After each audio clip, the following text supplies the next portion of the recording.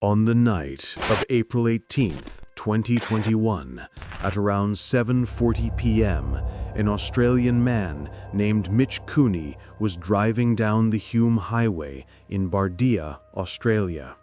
He was returning from a racing event and heading home to Gold Coast City when, completely out of nowhere, he saw a childlike figure standing in the middle of the road.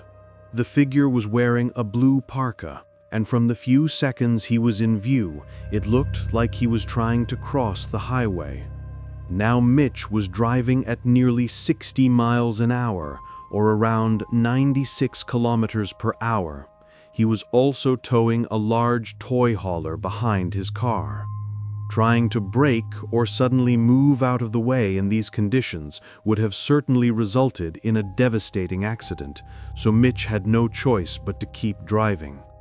Fortunately, he managed to avoid the mysterious figure by mere inches. Fearing the safety of a potential child wandering the Hume Highway, his mother, who was also with him at the time, contacted the Australian police almost seconds later. The officers online assured them that they were putting patrols out immediately. However, Mitch couldn't stop thinking about what he saw. Trying to do everything he could, he called the police again at 8:29 p.m. and offered the dashcam footage he'd captured of this figure. But to Mitch's surprise, the officers told him that they swept the area and actually found a young child matching the description he provided, and that he was being returned to his home as they spoke. What a child was doing in the middle of a highway at night, miles from the nearest civilization, was still a big mystery, but at least he was safe now. As Mitch put it on Facebook later that night, "I felt absolutely sick when all this happened. I instantly felt so much better when I was told the kid had been collected." However, just when Mitch thought everything worked out okay, things took a wild turn. After confirming that the kid was safe, Mitch uploaded the video from his dashcam onto the internet, hoping to share the unnerving encounter he had with others. But as the video and his story gained traction, the New South Wales Police Department came forward and announced that they didn't find any child on the highway that night, completely contradicting what they had told Mitch that night. According to the official report, they scoured the surrounding area for nearly 8 hours, searching until 3:45 a.m. before finally calling it off and finding no trace of a child nearby. The department stated that multiple cars attended and commenced the search of the area. However, no child was located and the search concluded. Now, there's no reason to believe that the NSW police would lie on an official report like this. What's more likely is that the person talking to Mitch earlier didn't know the full details and just made things up. Or maybe it was nothing more than a terrible case of miscommunication, where the police searching for the child somehow got twisted into them already having found him. But if the child was never found, what happened to him? The answer to that question, however, could be anything. Maybe its parents noticed their kid missing and took him back home. Or he could have been potentially kidnapped by someone who saw a child roaming the highway alone at night and took advantage of the opportunity. Though none of those theories explain how the child got to that spot in the first place, unfortunately, the case remains an unsolved mystery to this day. And with so little coverage, it's unlikely we'll get answers anytime soon. On May 8, 2021, TikToker Pissed Pasta, real name Maylee Perales, was returning from a night out with her friends and roommates around 2:30 a.m. However, what was supposed to be a fun hangout took a disturbing turn when, while driving down the Packard Drive Northeast Road next to the Rogue River in Belmont, Michigan, one of them spotted a shadowy figure crawling onto the road. After discussing for a bit, the group decided to circle back and check what it was, and this is what they came across. It looked like a young woman, possibly in her 20s or 30s, sitting on the road while either waving at the car or banging her own head. She was also drenched from head to toe in 48 Fahrenheit or about 9 degrees Celsius weather. Maylee's group circled back one more time to confirm what they saw, and this time the woman had completely collapsed onto the road. By this point, Maylee and her friends had realized that this woman was likely in dire need of medical assistance, but there was also a chance that this was a setup for a robbery, so they made the smart choice and called 911 without getting out of their car. The first responders and the police arrived shortly after and took her to a nearby hospital. Maylee returned to the spot they found her a few hours later, and it was still wet from the water dripping from her clothes. More importantly, she also found dig marks on the roadside near the river, suggesting that the woman had likely fallen in and swam out onto the road just minutes before Maylee's group passed by. After some investigation, the police also found her car parked behind a house near the river. In other words, she most likely fell into the river on the east side and managed to swim all the way across to the other side. Inquiring about her in the Facebook group for this neighborhood also revealed that she had actually interacted with some of the residents earlier that day, though her interactions were unnerving to say the least. Saw this person between Van Dam and Packer Woods around 10:15 p.m. Friday, asked her if she needed help, to which she responded, no. Another quote, "There's another report by a guy on Douglas Street in the Westsiders Uniforms page who had a similar situation with a woman walking into his home this week. She walked right into someone's house yelling, 'Hello? Hello? Hello?' then just left. She was wandering the backyard too." Though who she was and how she ended up there is still a mystery. Over the next few days, she recovered enough to tell investigators that she was from Kalamazoo, a town that's over 60 miles away from where she was found, but she didn't have any memory of ever driving to Belmont's, which sounds strange at first, but actually has a surprisingly plausible explanation. You see, this woman was a 28-year-old Chinese student named May who went missing from Kalamazoo on May 6, 2 days before she was discovered in Belmont's. Before going missing, she also told her friends that she felt like she had a stalker. Upon hearing this, one of the first theories that comes to mind is that maybe she was kidnapped and then thrown into the river by this stalker. But it's important to note that according to the few witnesses and the police investigation, she drove to Belmont's on her own. It's unclear whether this stalker was even real or not. However, the stress of feeling like she was constantly being watched likely messed with her mental state and triggered a dissociative fugue state, which, for those who don't know, is a mental condition where the person forgets who they are and often starts doing things they otherwise wouldn't do. Some even go as far as moving to other cities and building new lives before they snap out of the state and come to their senses. What makes this already unsettling condition even worse is that the patient usually doesn't remember what they did during that fugue state either, and that's what likely happened to May. She got stressed, went into a fugue state, wandered around in her car for a couple of days, and eventually ended up in the river. Fortunately, she was able to come to her senses and swim to the shore before losing her life. On the 12th of October 2016, a family in Sheffield, England went to the Drawbridge pub for a night out, and after an evening of fun and laughter, they decided to head back home at around midnight. The roads in that area are usually deserted at that hour, so they were already on guard for any robbers or other criminals they might run into on their way back.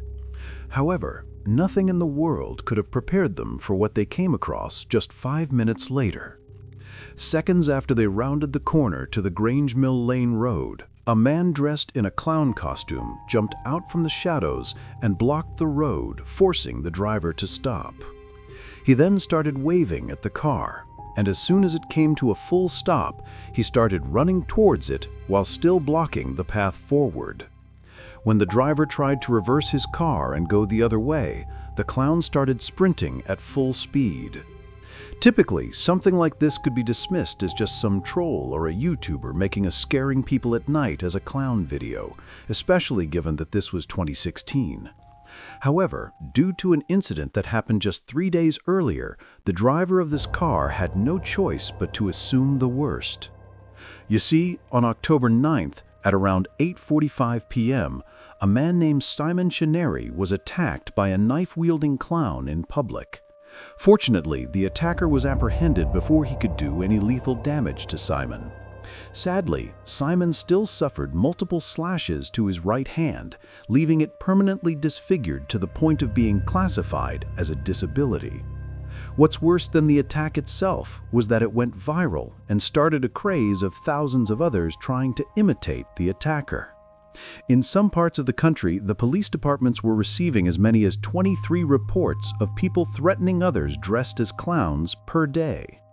And while many of these imitators were nothing more than trolls who had no real intentions of harming others, there were those who took things too far, with some trying to force their way into people's cars and chasing women and children with knives. So for this driver to see a man in a clown costume blocking their car while all this was going on had to be deeply unnerving for him. Their fear became worse when they tried to flee the clown because it started chasing them like a madman. With no other option, the driver was forced to press the pedal to the metal and hope for the best, with the clown jumping out of the way at the last second.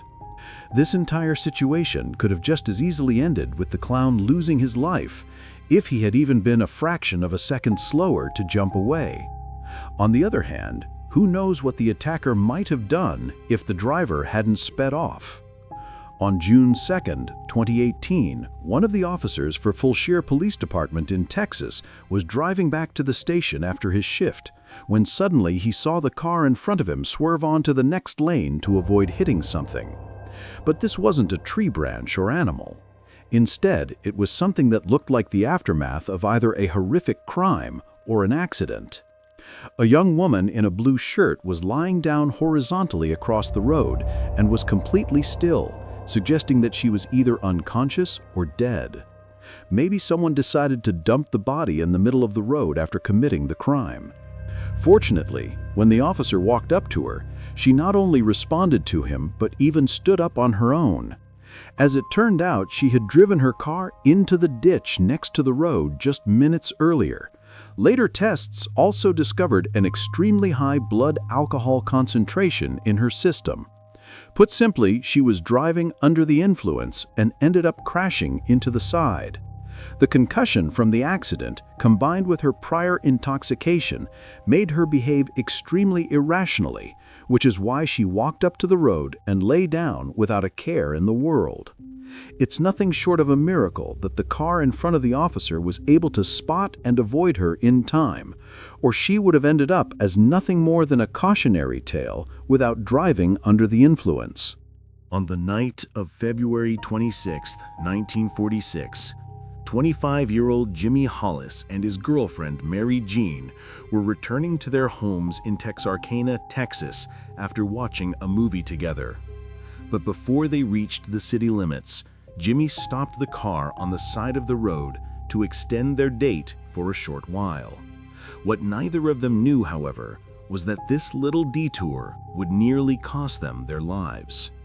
About 10 minutes after they had stopped, a man came out of the nearby woods and approached the car. He was wearing a white pillowcase over his head with 2 small holes for eyes. The rest of his face was completely hidden from view. He told Jimmy to get out of the car, but Jimmy initially believed that this was a prank of sorts and didn't pay much attention to it. The masked man then pulled out his firearm and pointed it towards the couple, stating, "I don't want to kill you, fella. Just do what I say." Understanding the gravity of the situation, Jimmy got out of the car as the masked man instructed. As soon as he did, the man swung his weapon at Jimmy's head, knocking him unconscious. Mary tried to run away into the woods, but the man caught up and did the same to her. Thankfully, before he could go further, he got spooked by a set of approaching headlights on the nearby road and ran away. Mary immediately ran to the nearest house and asked them to call the police. Jimmy also regained consciousness and hailed down a passing car to ask for help. However, by the time the police arrived on the scene to investigate, the man had vanished without a trace.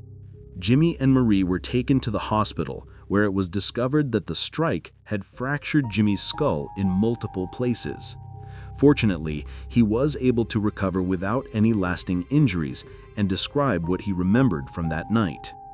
Both he and Mary gave the same statements about the overall build of the masked man, that he was around 6 feet tall and fairly slender.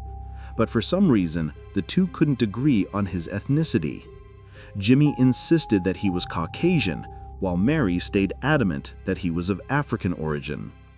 This contradiction, along with the seemingly unprovoked nature of the incident, led investigators to incorrectly believe the couple knew the man and were simply trying to protect him. What they didn't realize was that while Jimmy and Mary survived to give a description, the next couple wouldn't be as fortunate. About a month later, on March 24th, a man was driving down a secluded road on the outskirts of Texarkana when he noticed a car parked on the road ahead. From a distance, it looked like a young man was sleeping in that car, slumped over on the steering wheel. However, as the driver got closer, he suspected that something wasn't right, so he pulled over to the side and walked up to the other car to try to wake him up, only to come to a scene far more horrific than he could have ever imagined. Put simply, the young man had already passed away long before the driver stumbled across him. He also noticed a woman in the back seat who had sadly suffered the same fate. Police were called to the scene, and they quickly identified the two as Richard Griffin and his girlfriend, Polly Ann Moore. Both were killed with shots to the head. Unfortunately, the only evidence investigators were able to gather from the crime scene was a single .32 caliber cartridge. And while they didn't know it at this point, this incident was also the doing of the same man Jimmy and Mary had encountered a month earlier. The police finally made this connection on April 14th, when another couple encountered the same man while on an isolated road, and they were killed with a firearm of the same caliber. News of these 3 incidents quickly spread through Texarkana, putting all the residents on high alert. Fearing for their safety, most residents stopped driving at night entirely, while the remaining made sure to avoid empty roads at all costs. The masked man was also given the name of the Texarkana Phantom due to his inability to appear and disappear without a trace. And true to his name, he was becoming harder to track with each passing day, even after the FBI got involved. After 2 more months of fruitless searching, one of the investigators noticed that the vehicles were stolen shortly before each incident and were found abandoned not long after. Following this lead led to a man named Yul Swinney, a car thief with 2 felonies to his name already. His height and build matched what Jimmy and Mary had described earlier. More importantly, when an officer tried to arrest him for the 3rd time for car theft, he claimed that he knew that the officer wanted him for more than stealing cars. Unfortunately, investigators weren't able to find any evidence linking Yul directly to the 3 haunting road encounters. Luckily, his prior felonies allowed prosecutors to give the harshest punishment for his 3rd theft-related offense and sentenced him to life in prison. That being said, Yul continued to deny any involvement in the 3 incidents until his end in 1994, leaving the Texarkana Phantom encounters a somewhat unresolved mystery to this day. On the 8th of January 2024, a truck driver was driving on a remote stretch of highway in Western Australia when at around 11 p.m., this driver had the most unnerving road encounter of his life. Nearly 62 miles south of Perth, he saw what looked like 2 people dragging something across the highway. They showed up almost out of nowhere, forcing the truck driver to swerve around them at a dangerous speed. But by the time he stopped the truck and looked back, they had already vanished into the surrounding darkness. Which begs the question, what were they dragging, and why? Unfortunately, the answer to both these questions is extremely ambiguous. For starters, it's extremely difficult to identify what exactly they were dragging. Going frame by frame, we can see what looks like the legs of another person wearing shorts and black shoes. So maybe the two people were trying to hide the primary evidence of their horrific crime. But in motion, it looked more like an animal or something in between. It could even be a life-sized plush, though that doesn't explain its very human-like proportions. Regardless of what it was, however, an equally important question is why two people would drag something across a highway. On September 16, 2018, a new driver from New York shared the terrifying encounter he had with an angry man on Long Island. He was about to complete a ride when out of nowhere another car drove past him at a very high speed while barely avoiding a collision. But before the Uber driver could even process what had happened, the other driver slammed on the brakes and parked in the middle of the road, blocking him from moving forward. He then got out of the car, ran over, and started bashing on the windows, telling the Uber driver to get out. It's unclear if this was simply unprovoked road rage or an attempt to rob the driver and his passengers. Not wanting to find out the answer, the Uber driver made the correct decision and backed up to find a different route to his destination. However, there was no way for him to predict just how relentless the other driver would be. As soon as the Uber driver changed routes, the other driver got in his car as well and started chasing him, no matter where he went. Things went from bad to worse as they approached a red light, which would have given the other driver a chance to catch up and do something terrible before the police arrived. But in a remarkable stroke of luck, the Uber driver found a cop already waiting on the other side of the intersection. They were able to explain the situation to the officers, resulting in the other driver getting arrested for driving while intoxicated. Put simply, the other driver wasn't thinking clearly and could have been armed. If the Uber driver had panicked when he first approached, all three of them might have lost their lives.